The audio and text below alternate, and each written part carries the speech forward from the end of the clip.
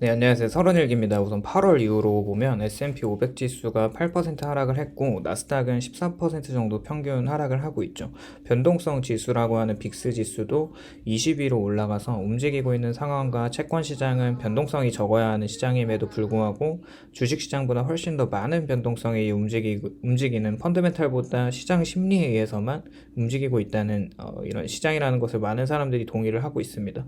우선 금요일에는 미시간 1년, 5년 기대 인플레이션 수치가 나왔고 1년 기대 인플레이션이 4.2%로 급등하면서 향후 인플레이션이 올라가는 심리적 요인도 시장에 계속 영향을 미치고 있어요. 물론 5년치는 3% 정도 나타내고 있기 때문에 안정될 거라는 전망이 있습니다.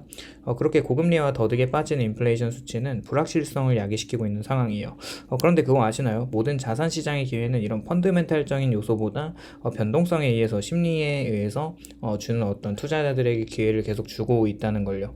이런 심리적인 상황에서는 특히 SCH도 그 단단한 주가의 급락을 막지는 못했습니다. 주 이유는 은행 섹터의 급락이고요. 이번에 제이미 다이먼의 JP모건 주식을 100만 주 판다는 것으로 물론 그동안 주가가 빠질 때마다 세 차례 엄청난 양의 주식을 매수를 했는데 이번에는 재정 다각화한다는 이유로 매각을 했어요. 그렇게 전반적인 은행 주가는 심리적인 요인으로 모두 급락하게 되었다는 거죠. 위기 때마다 샀던 이제 제이미 다이먼의 그런 어떤 행동이 시장에 매우 큰 영향을 미치고 있었던 거예요. SC 섹터 중 파이낸셜 섹터가 14% 정도 넘는 부분을 감안하면 지수에서 빠지는 부분을 피하지는 못할 것이고 다우 지수가 1.2% 빠지면서 SC랑 중복되어 있는 산업들은 이 하락을 피하지는 못했습니다. 이번에 애틀랜타 연은에서 4분기 GDP 전망치를 발표를 했어요. 지난번에는 5.4%로 3분기 GDP를 발표했었고 그것보다 낮은 4.9%를 기록하면서 이번에 차지하고 있었던 소비가 차지하는 부분과 연결되는 도매로 가지고 있는 재고량이 회사들이 많은 것은 생각보다 향후 4분기에는 기업들의 재고가 많이 쌓여있는 것이 과연 소비로 이어질까에 대한 이런 전망이 낮게 잡힌 모양으로 보여집니다. GDP 컨센서스는 애틀란타 연은이 가장 잘 맞추기는 해서 이번에 2.3% 정도로 급감하는 4분기의 전망은 시장에 바로 반영이 되면서 또 주가 하락을 막지는 못하고 있는 거죠.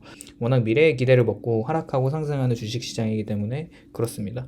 지금 보시는 표는 2013년 SCH 대 월봉 차트입니다. 12년부터 23년 현재까지의 흐름을 보면 우상향하는 모습을 볼 수가 있죠. 많은 전문가들은 이번에 미국의 달러 강세가 낮아지고 달러 인덱스가 낮아지면서 다른 국가 대비 달러 약세가 되면서 앞으로는 미국의 성장보다는 미국을 제외한 신흥국이나 유럽이나 일본 등 다른 국가들의 이쿼티 주식들이 향후 더 강할 것이라는 전망을 하고 있습니다.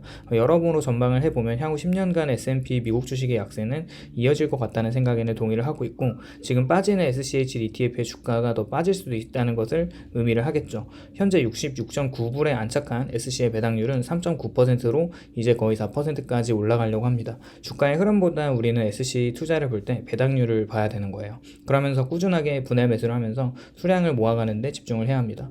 일전에 SCH ETF에 1억을 투자하면 향후 노후 준비는 하지 않아도 된다라는 주제의 영상을 찍은 적이 있습니다. 그때 SC의 가격이 76.75달러라고 하면 세전 배당률이 3.3%라고 했을 때 이제는 세후 배당률이 3.3%로 엄청나게 큰 기회를 주고 있다는 것을 지난 영상을 보니까 새롭게 알 수가 있었고요. 앞으로 우리가 초점을 맞춰야 하는 부분은 지속적으로 SC의 수량을 늘려가는 것인데 주가가 빠지면 어떡하지? 지속적으로 배당 성장을 할 수 있을까라는 질문을 계속 할 텐데 이런 마인드를 가지시는 분들은 그냥 투자를 안 하셔도 좋습니다. 지금 모아가고 10년 뒤에 열어본다는 생각을 가지고 접근을 해야 합니다. 투자는 정말 어렵다는 생각을 해보는데 시간이 지나면서 계속 멘탈이 중요하다는 것을 느끼게 됩니다.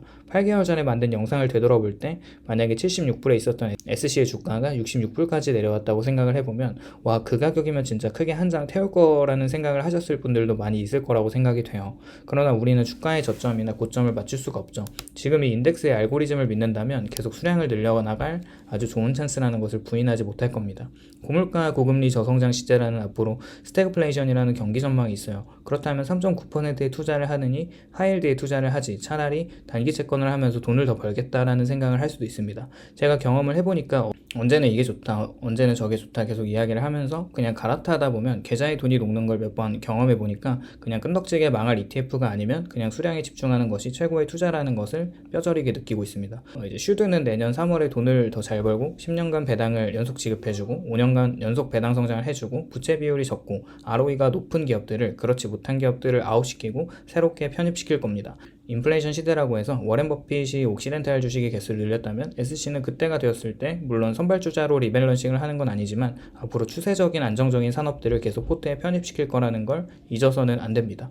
결국 SCHD ETF는 떨어질 때마다 계속 사야 하는 이유는 싸게 살 수 있는 기회를 시계열로 차트를 펼쳐놓고 보면 그렇게 많이 주지는 않았습니다. 비록 지금 하락장이어서 이 하락이 영원히 오래 지속될 것 같다는 불안감과 공포감이 엄습하지만 주식시장은 영원한 상승도 없고 영원한 하락도 없다는 그 불멸의 진리를 항상 인지하고 믿어야 합니다. 주가 하락에 대한 스트레스를 받지 말고 오히려 즐기면서 투자를 하셨으면 좋겠습니다. 오늘도 시청해주셔서 감사드리고 도움이 되셨다면 좋아요와 구독을 부탁드립니다.